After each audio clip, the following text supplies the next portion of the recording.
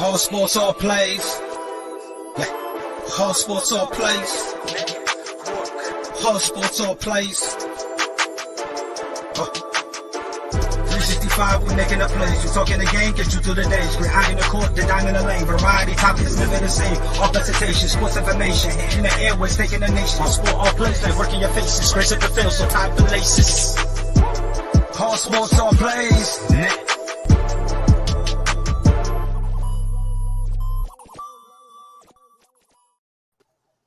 All right, what's up, everybody? Welcome to Gonzo and the Judge Sports Talk here on the Monday night, October 24th, 2022. The Bears are beating the crap out of the Patriots right now. Bears offense all of a sudden came to life. Kind of surprised me a little bit, but joined by, like always, the sports judge, Jonathan Mathis. How you doing? What's up, Gonzo? Happy Monday to you. I hope all is well, my man. I'm feeling good tonight. You know, I'm always feeling great when we're on here talking sports. You know, and it's been a great weekend in sports. Who would have thought the Phillies are in the World Series? The Astros are going back to the World Series. The World Series is officially set. You got the Phillies taking on the Astros. It should be a great fall classic. I'm looking forward to it. And my Lakers, man. Oh man, it's another down year for the Lakers. Believe it or not, they're 0-3 to start the season. The season is over before it started. Yeah, they haven't got off to a good start, but hey, there's still a long ways to go. But the Lakers were supposed to be the healing souls. They were supposed to take on the role as the therapist to help calm down LA fans after the eventful week that they had after suffering a terrible loss, after the Dodgers suffered a terrible loss to the Padres. If anybody thought the Lakers were going to be any good this year, they need to go get checked out. I don't know. I was just trying to stay positive about it. You know, give this team the benefit of the doubt, but I was wrong. I spoke too soon. The team is trash. They look like trash. It's just all bad. Yeah, they haven't been good. That's for sure. Haven't been good. That's for sure. Well, you brought up NBA. We'll just start there. Zion has a bruised hip. He should be okay. I'm not really worried about him. Ingram had a concussion, maybe concussion. He's in concussion protocol, so the Pelicans are going to be out without him for a little bit. How dangerous do you think this Pelicans team is in the West? I think they're dangerous if they have their healthy parts. They're a team to look out for. You can't ignore the possibility of this Pelicans team. This Pelicans team, they're going to be nice. They're nice. You know, they got CJ McCollum. CJ McCollum is one of my favorite guards in the league, by the way. Like I told you before, I think his presence means a lot to that team. It has changed the culture within that clubhouse locker room. They call it locker room in the NBA. You know, and his presence is greatly felt. Brandon Ingram has improved since he left the Lakers. We talked a little bit about that as well. So, I mean, you know, the Pelicans are a team to really, really watch out for. They can make some noise in the Western Conference. They could be a dangerous team. I think this year, they made it to the playoffs a year ago. They lost in the first round to the Phoenix Suns. They can make a deep run this year if everyone stays healthy. If Zion Williamson is the vocal point on that offense and on the defensive side of the floor as well. Watch out for the Pelicans. Yeah, I think they have the potential of being probably around the top 5, 6 area, somewhere around there. I think if they can stay healthy, especially if Williamson can stay healthy, and they're going to need Ingram healthy. I'm not really worried about either one of them. It's so early in the year, so I don't think Ingram will miss a whole lot. And then it sounds like Williamson was going to be all right. They just think might have bruised his hip when he fell. But you know, when he fell, everybody in that arena got quiet. especially if you're a Pelicans fan, they were holding their breath like, well, man, not again. Because I mean that's been his problems. His problem since he's been in the NBA is staying healthy. Right. So I mean, if he can be available, man, I think this Pelicans team is going to be scary, especially if they can get to the playoffs and in a game 5-7 game series. I think they're going to be tough. Oh yeah, yeah, they're going to be a very tough team, and they're well coached too. They have a pretty good coach in Willie Green, who's done a good job. With the team, considering what he had last season to work with, he did a good job. It's a good coaching job by him. But you're as a Pelicans fan, you're gonna hold your breath, seeing Zion Williamson and Brandon Ingram both exit Sunday's contest. It's natural for a fan to kind of pause a bit and wonder if these guys are going to be okay moving forward, and if they can stay on the floor and maintain good health moving forward. Because I mean, it's been an impressive effort from the Pelicans. I mean, they have already shown resilience. The way they clawed back the other night from a 17-point fourth quarter deficit and gave themselves a chance in overtime. But this Pelicans team, man, they got talent on both sides of the ball. And I think the goal this year for this franchise coming into this year, is to make a deeper run in the playoffs, is to put fear in some of the opposing teams, and is to also show everyone that, hey, we're here to play too. And, we can withstand any challenge facing us. You got 6 teams that started 0-3. The Lakers, the Sacramento Kings, the Orlando Magic, the Philadelphia 76ers, the Oklahoma City Thunder, and the Houston Rockets. Yep. They all started out the season out 0-3. The season is still young. Oh yeah, still young. So we know that the Lakers are not by themselves. Yeah, but the Lakers have looked bad. They don't have no shooters. Oh, Lakers are hot trash. Hot trash. I'm sorry. Hey, good evening, Glenn. What's up, Glenn? Hey, what's up, Eddie? Thanks for joining us. National League Championship Series, American League Championship Series. Over the weekend, they both got closed out. We know who the World Series is going to be. What's your thoughts on the National League Championship Series and the American League Championship Series? American League, the Yankees just couldn't ever get anything going. I think what really hurt them was hitting the ball. Hell, they hit below 200 for the series. You're not going to win many series if you can't hit the ball. I don't care how good your pitching is. And the Phillies, man, they're starting to remind me of the Nationals from a few years ago. They got hot and went on that run because these Phillies, man, and they're resilient. They never give up. They battled back even in that last game, or in game 4. They were down 4-0 at a point. I think maybe like 6-2 at one point, and ended up winning 10-6. So I mean, they've been putting some stuff together. It's going to be interesting to see what they do in the World Series now. But what was your thoughts on the 2 championship series?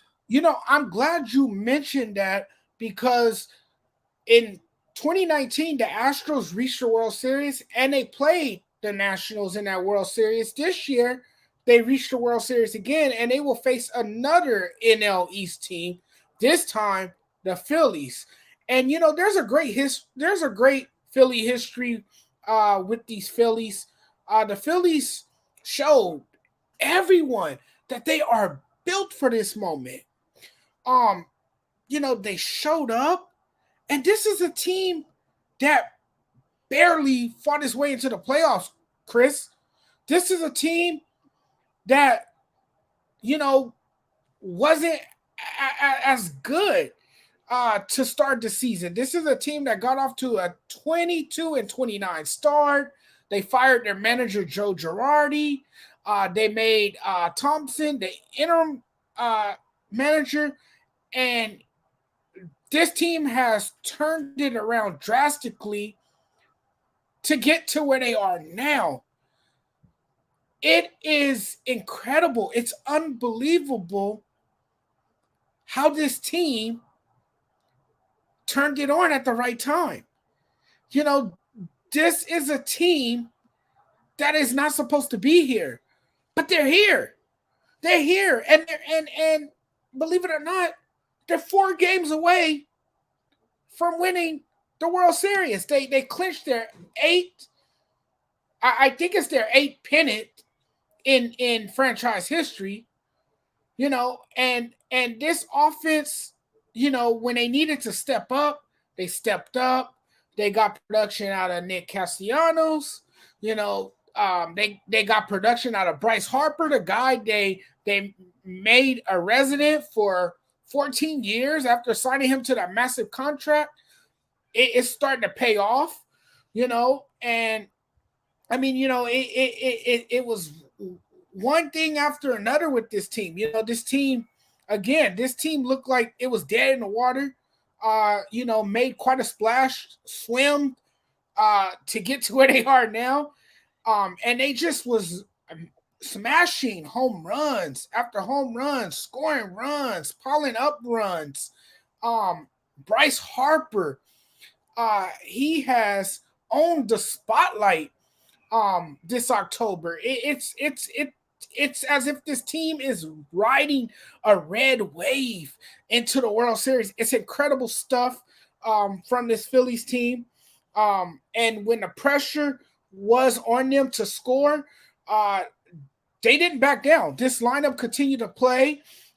You know, they you know, created their own identity at the right time. And things just started going right for this Phillies team. So now the Phillies have won the pennant. They will meet the Astros in the World Series. The Astros, to a lot of people,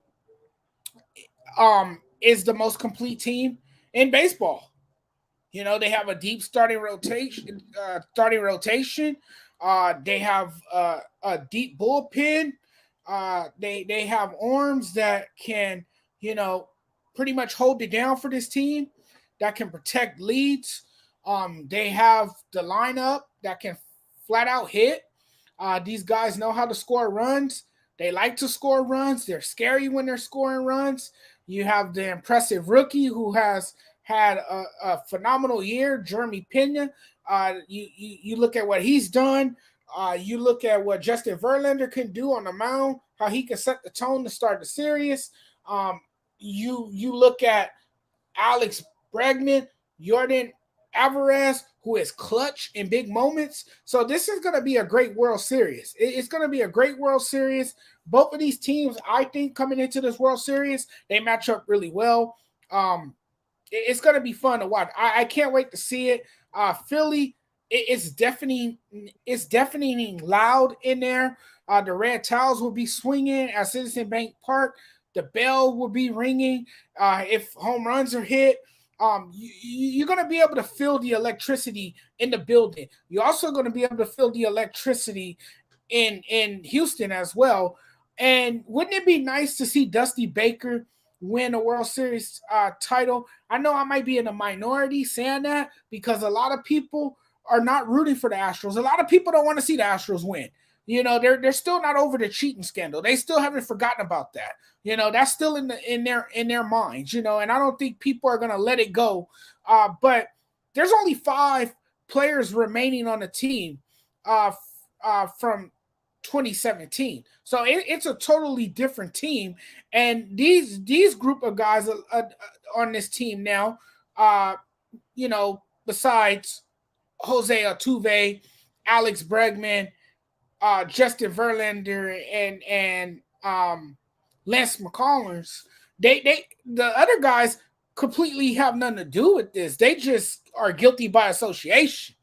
But man, I can't wait for this World Series. It's gonna be something to watch. It's gonna be exciting. Bryce Harper, man, he is hot.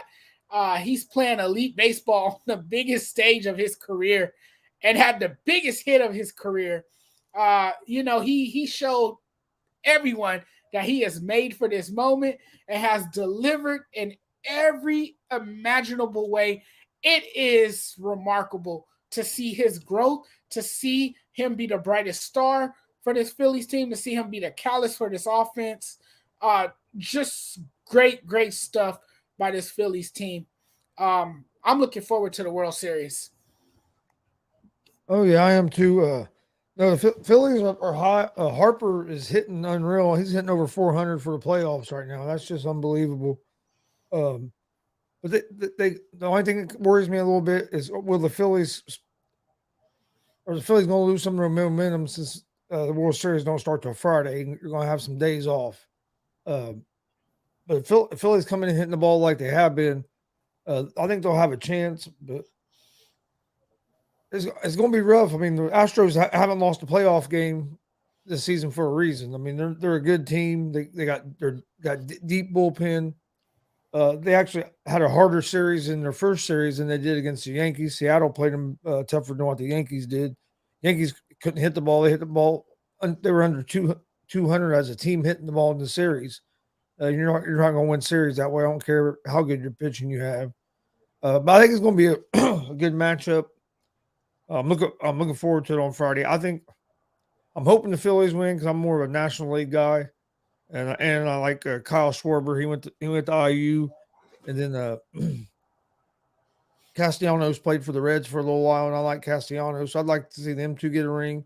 But in a way, I'd be cool with I'd be cool with Dusty Baker getting in the ring as well. It'd be cool to see him get one. Yeah. But I'm gonna go with the Phillies. I just think, man, they're just one of those teams I think are just hot at the right time, and I put everything together. And I think it's going to be interesting. I do think that for them to win, they need to jump on the Astros early and try to get some runs in the first 2 or 3 innings and put the pressure on the Astros. You don't want to be playing from behind against the Astros because they do got a good bullpen. So they need to try to jump on them quick.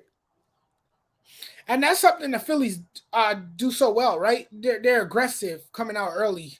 They'll put runs up on the scoreboard early. That's been their game, right? That's how they play baseball. They like to attack early and get on the scoreboard, and that's usually what sets the tone. I like Kyle Schwarber in the leadoff because to me he's a great table setter. Reese Hoskins is also doing his thing. He's been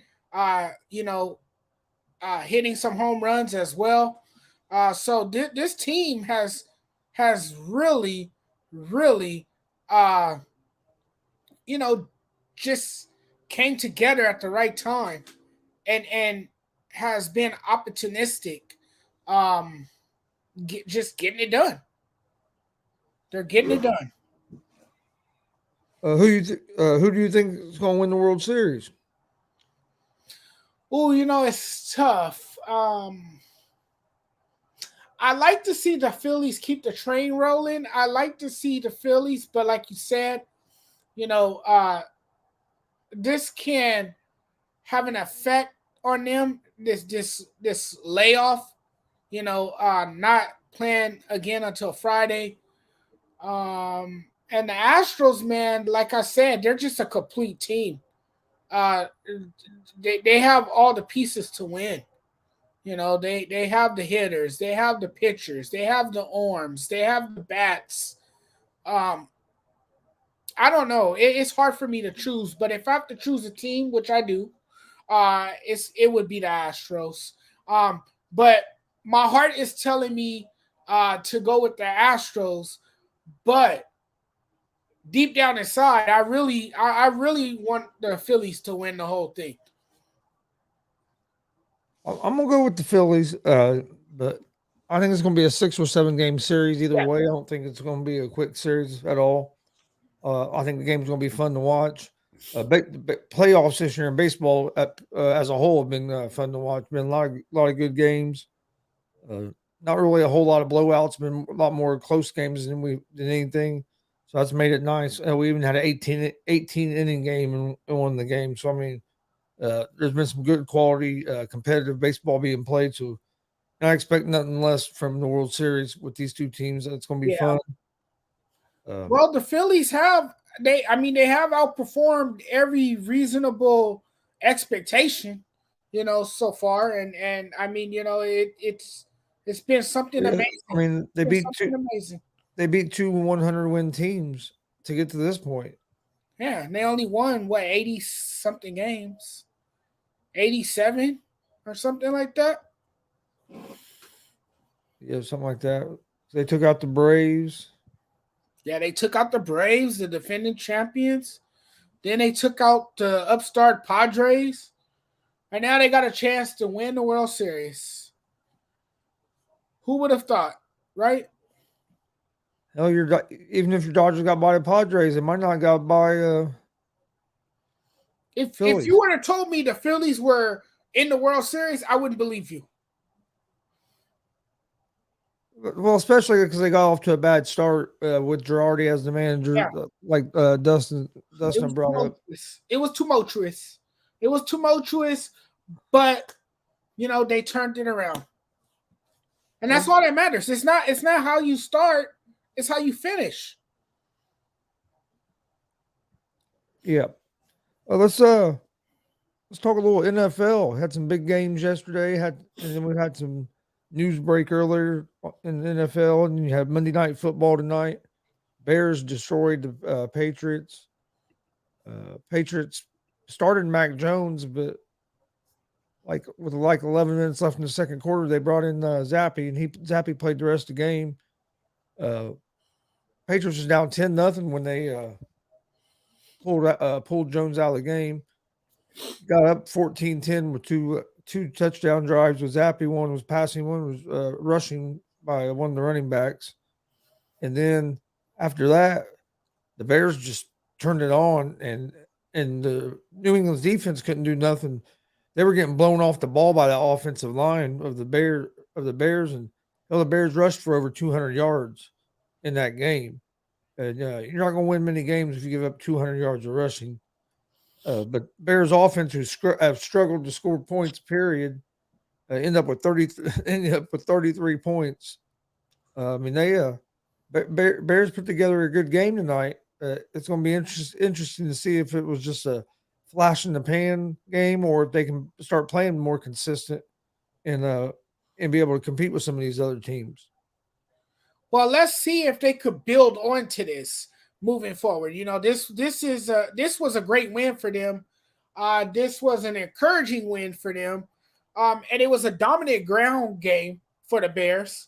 And Justin Fields, man, he did his thing. And, I'm really rooting for this kid. I mean, I know he's still young. He's developing into something special.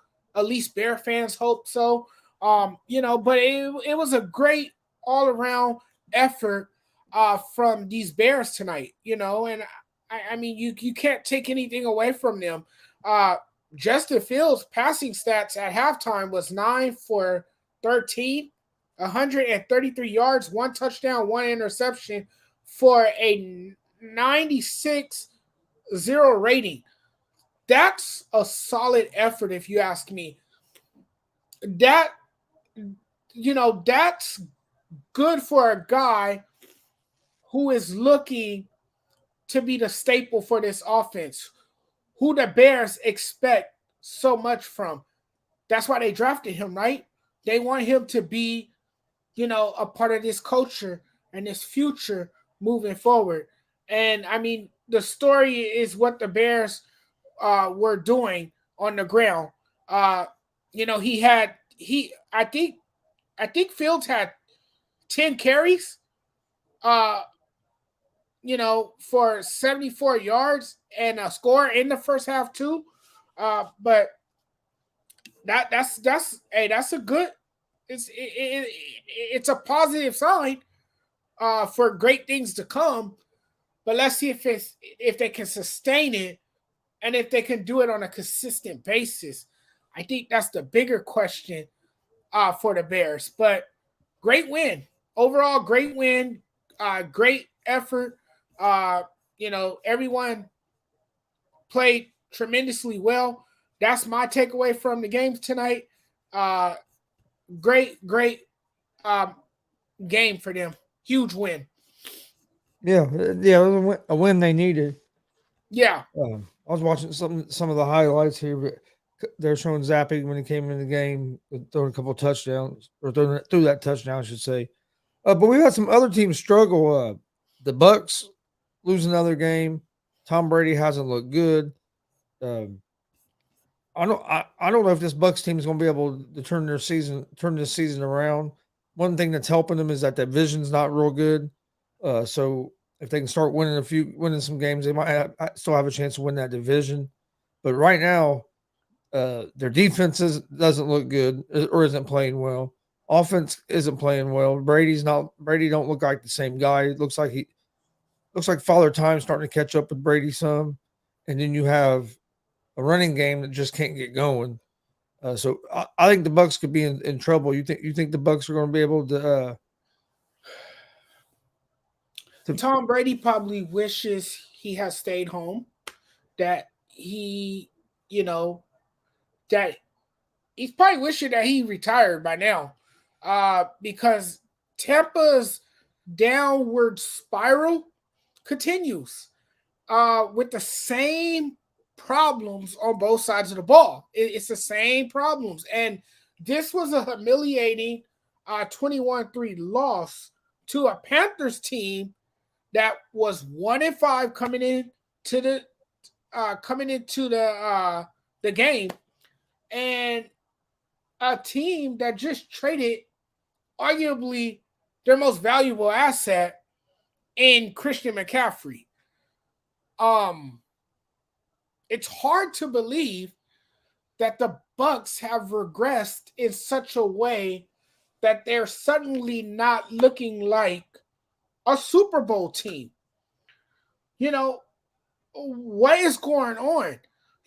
This Panthers team has an interim coach and a backup quarterback that, again, just traded away its best running back and a top receiver. There's no way that the Bucks should have lost to this team. Just no way. It's inexcusable. You can't lose a game to a 1-5 Panthers team. You just can't do that. And you're looking to contend for a title. But their playoff hopes are suddenly in jeopardy, I would say. You have to wonder if they're a playoff team after a loss to a 1-win Panthers team. You just have to question it now. The thing is, they were lifeless on offense. But the thing is, Judge, is that they're tied or they're in first in their division right now. Yeah, but can they hold on to that? Who can challenge them in the division though? And if they do make the playoffs though, they're a one and done team playing like this. Their offense can't look lifeless. They can't. No. They're not going to do nothing if they were playing like they are now. That's for sure. Yeah, no way. They got to get it together. They got to figure something out. Because it's time to push the panic button in Tampa. It really is. And I'm wondering if Todd Bortles is the right coach. You saw how it went for him in New York when he was coaching the Jets. He didn't last long. So, yeah, but the Jets are the Jets. yeah, but this is under his watch here in Tampa. But then we have another team with the Packers that are struggling. Oh, I just talked about them earlier too in a video. I did a video on Aaron Rodgers. It ain't been all Aaron Rodgers' fault, though, but it's not. But the Packers they're not playing well, doing anything. Their defense isn't playing good. Right. If you look at Rodgers' stat line, it wasn't terrible, but they're just not scoring points. If they don't get it turned around quick, they're going to be in trouble because you got Minnesota in that division that only has one loss.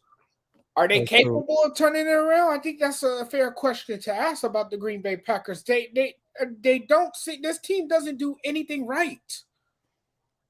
This team doesn't do anything right. They look terrible. They look unorganized. You know, they look like a complete mess. You know, and Aaron Rodgers, I mean, he looks drained mentally, physically. His mind is not on football right now. You know, and he probably regrets coming back. Like, he probably has in the back of his mind that, damn, why did I put myself in this situation? I should have just retired. You know, because it's not going his way.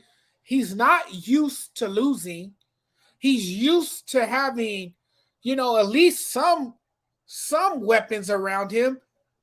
The offense is not the same. It's a different look for him because he doesn't have his go-to guy anymore, Devontae Adams. Devontae Adams has moved on with his life. He's in Vegas now.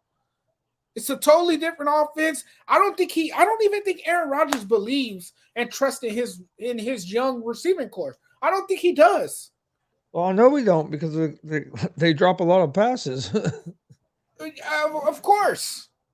So this Green Bay Packers team, they need to make some changes here. I think it's fair to say that it's time to consider the rebuild in Green Bay. Move on from Aaron Rodgers. Trade Aaron Rodgers while you still could get some value for him. Move on. It's time to embark on a new era with a new quarterback. I don't think Aaron Rodgers has the patience nor the desire to mentor these young guys. I don't think he's that dude. Okay, we all know how he conducts himself, his personality. You know, a lot of people say he's cocky, he's arrogant. You know, he thinks more about himself and nobody else. And sometimes he doesn't think about the team. You know, people call him a diva. You know, they say all these negative things about Aaron Rodgers. But Aaron Rodgers is not the guy who's going to mentor these young guys. He's not. He's not going to do that. That's not who Aaron Rodgers is. But I can tell you this. Aaron Rodgers is frustrated as hell with this situation. He's frustrated. He's over it. You can see the exasperating look on his face. He's out there rolling his eyes. You know, you can see his reaction after every game. This guy is tired. You know, and if he doesn't, I mean, I know I sound harsh sharing this. If he doesn't even have a relationship with his family, what makes you think he's going to build a relationship with these young guys? He's making it real clear that he does not feel that he's responsible to mentor these young guys. You have to be the leader. You have to take on that leadership role and you know, rally your troops and have a conversation with them and tell them what your expectations are as a quarterback. If you want to be a leader, be a leader. I don't see that. I don't see that with Aaron Rodgers. And I said this for many years that he is one of the most talented players in the NFL. But he doesn't have all the qualities of an NFL quarterback because to me, he's lacking the leadership. And this is not me just pointing a finger at him. I'm pointing a finger at the whole team. Like you said, their defense has not played all that great. Their offense hasn't played all that great. But Aaron Rodgers has not, you know, shown that leadership. That's what I see from Aaron Rodgers. I also see a guy who's burnt out from playing football. So I think it's time to just say, hey, you know what? I'm done. I'm walking away from this game. I'm going to retire. You know, I'm going to be content with one Super Bowl ring. That's fine. You know, 1 is better than 0. I'll take it. Let me enjoy my life. Let me go on vacation. Let me spend time with my babe. You know, let me see how long the relationship lasts before I dump her, and then 5 months later, I'll be in another relationship with somebody else. Maybe, yeah. No Aaron Rodgers, because he can't sit still. This guy changes girlfriends like he changes underwear, like he changes his pads every week. Dude's still one of the most talented players that Oh, hell yeah. Quarterback position. Hell yeah. I'm not denying that. I'm not taking anything away from him. Packers just aren't. There's not a good team. They don't have weapons at receiver. No, they don't. They're trying to throw the ball too much. They need to lean on Jones and Dillon more. They don't, and they don't have a strong running game, and that's the thing. Look, they could though. I mean, you have to give the guys carries to have a strong running game. And they have two good running backs. They do. But look, here's the thing: they had 16 first downs. They were 0-6 on third downs. 38 yards rushing the football. You heard me? 38 yards rushing the football. Yeah, but on how many attempts?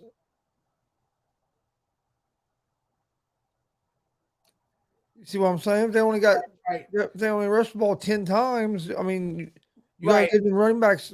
You gotta give the ball to the running backs.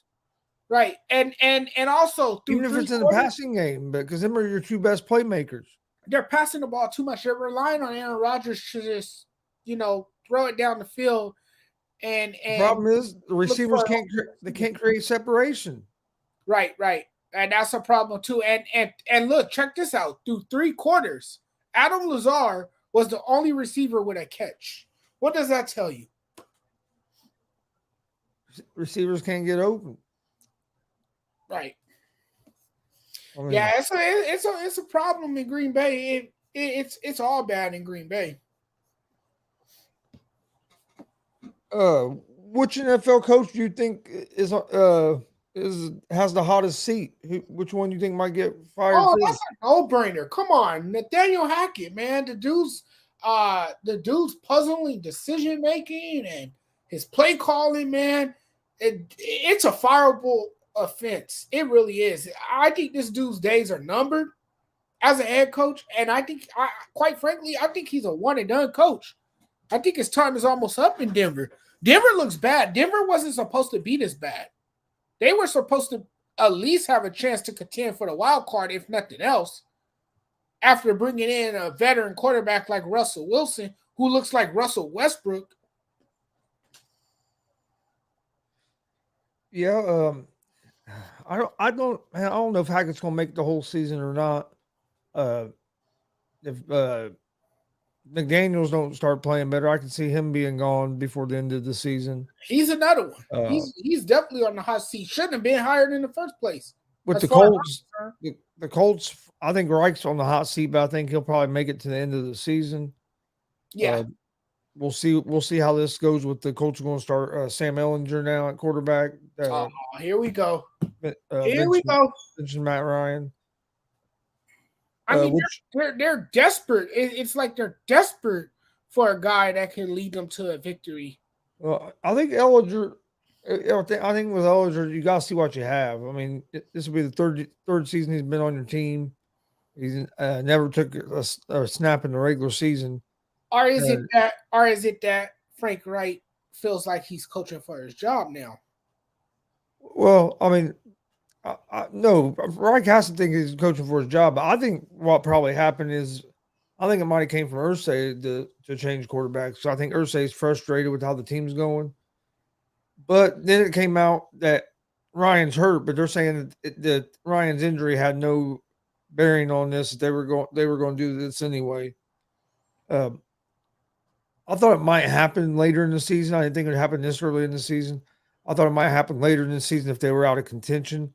But with them still being in, I know they're 3-3-1, but they're still in contention for playoffs because of the division. So I was kind of surprised they'd done it this early. And I was kind of surprised they gave up on Matt Ryan this early. But now with a separated shoulder, I mean, he would have been out for a while anyway. But I kind of like it in a way because they got to find a quarterback.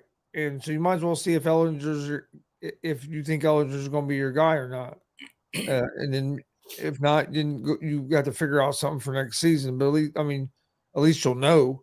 It could cost them a chance to get in the playoffs. We'll see.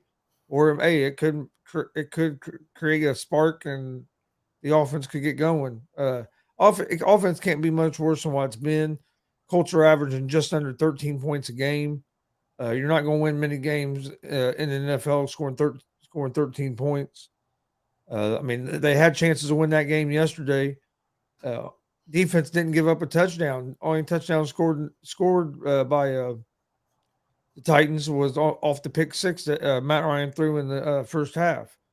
Yeah, Colts had basically. If you look at the box score, you'd have thought the Colts won, other than the 3 turnovers, and that's what killed us was 2 interceptions, and they were both in Seattle territory where we could have had a chance to put some points on the board, at least with a field goal, and and then there was a fumble as well. So and Matt Ryan, he leads the league in fumbles at 11. Now only 3 of them were lost, but he fumbled 11 times. He's been sacked. He'd been sacked. I can tell you.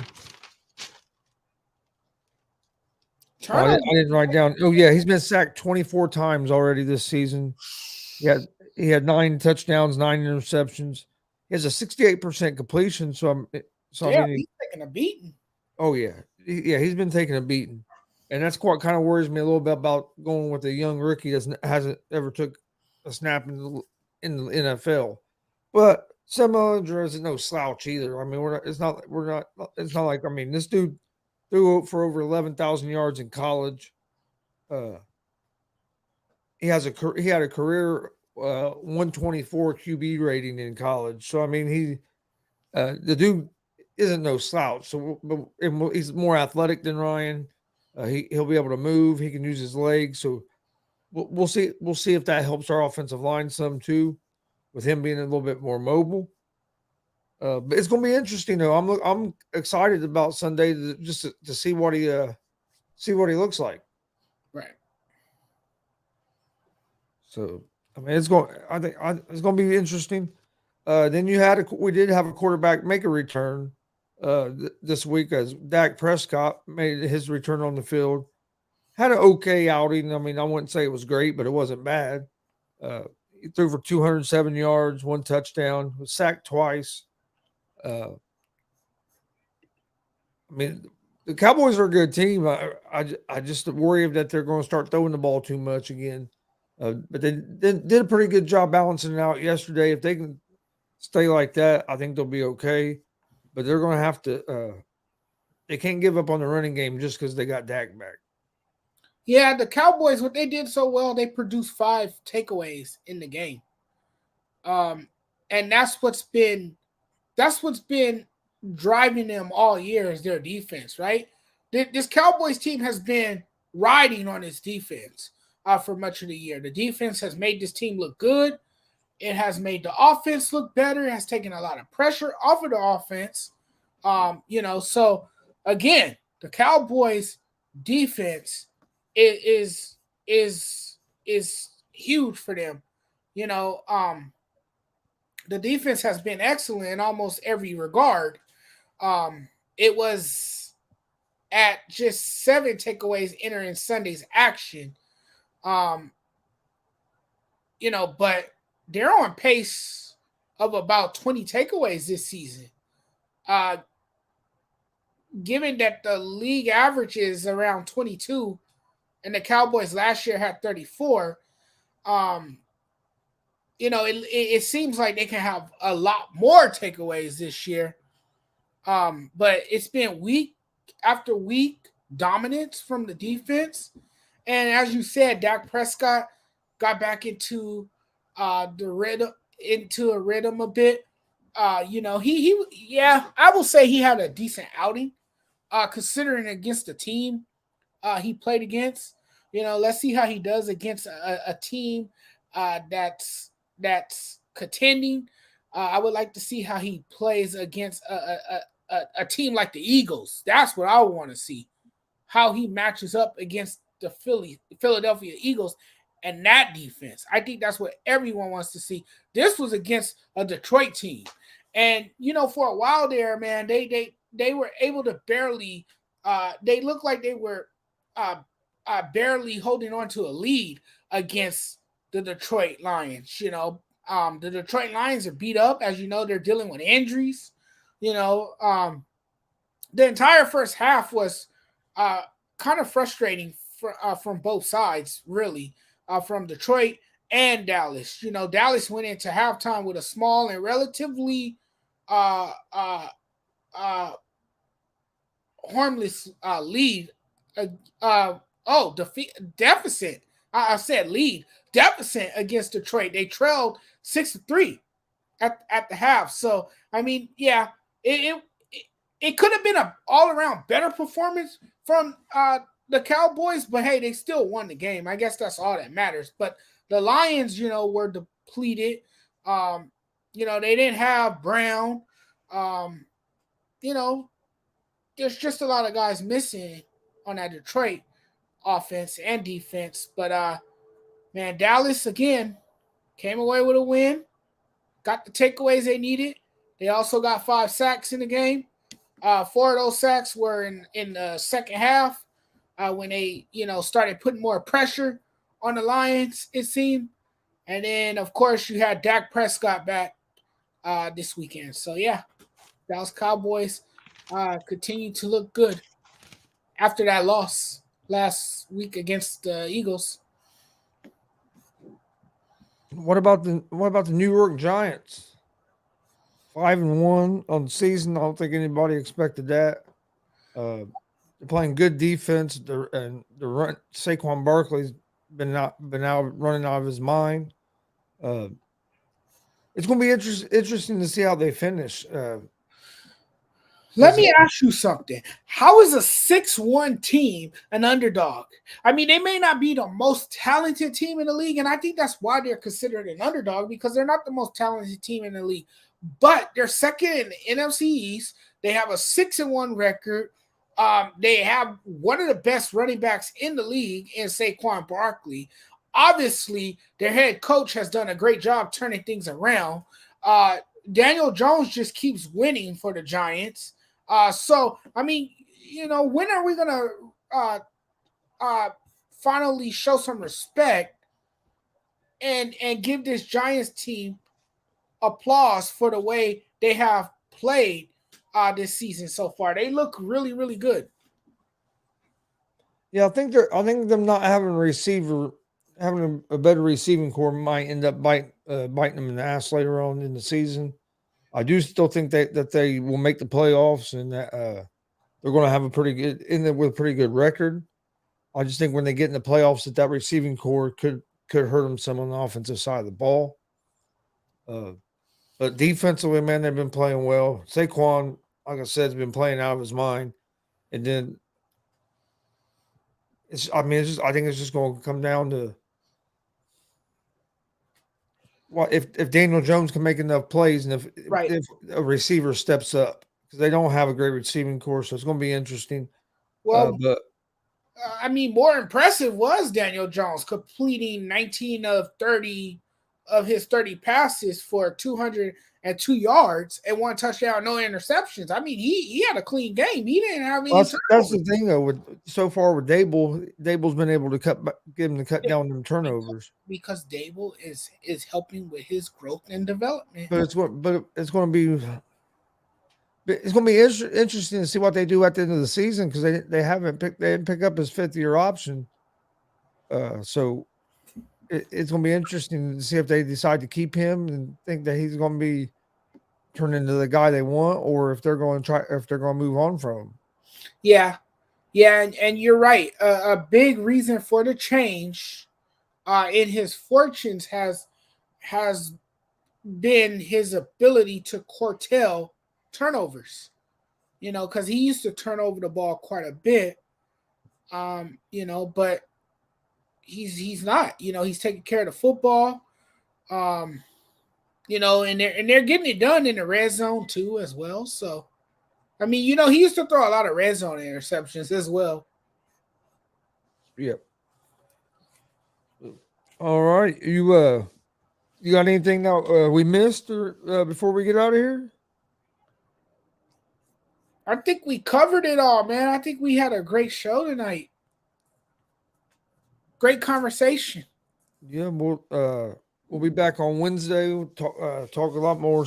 I'm sure a lot more stuff is going to happen between now and Wednesday. got the World Series on Friday night, so we'll be on Friday night at 11. So that game will probably still be going on or be get close to ending, I would say. It probably should be close to ending. But 8 o'clock.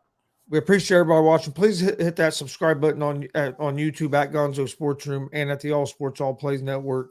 We greatly appreciate it, and at the Sports Judge YouTube as well. Also, you check out our morning baseball show, Around the Bases. We won't be on tomorrow, but we'll be on Wednesday at 9 a.m. Me and the stat guy Dustin Reese come join us for that on Wednesday. You can find me on the ASAP Afternoon Blitz, 1 p.m. Eastern, Monday through Friday, on the ASAP All Sports All Plays Network. Also, Gonzo and the Judge every Monday, Wednesday, Friday at 11. Do an Indianapolis Colts show every Monday and Friday at 6 p.m. Eastern. And then also, if you're a pro wrestling fan, we do all kinds of wrestling stuff. We won't be at a show this weekend. We actually have this weekend off. This will be the first weekend in October that we haven't had a wrestling show on the weekend. But we go to a lot of independent wrestling shows, do live commentary there and air the matches. It's a good time. We done one yesterday. You can find it on our YouTube and Facebook page, Warrior Pro Wrestling 14. It was a great show. So if you're a pro wrestling fan, go check that out. Judge, you got anything else that I missed? No, you got it all. All right. You had a mouthful. I want to thank everybody for joining us. On behalf of the Judge, I'm Gonzo. We will see you guys on Friday at 11 p.m. Eastern for some more Gonzo and the Judge Sports Talk. Everybody have a good week and stay safe. All sports, all plays. All sports, all plays. All sports, all plays.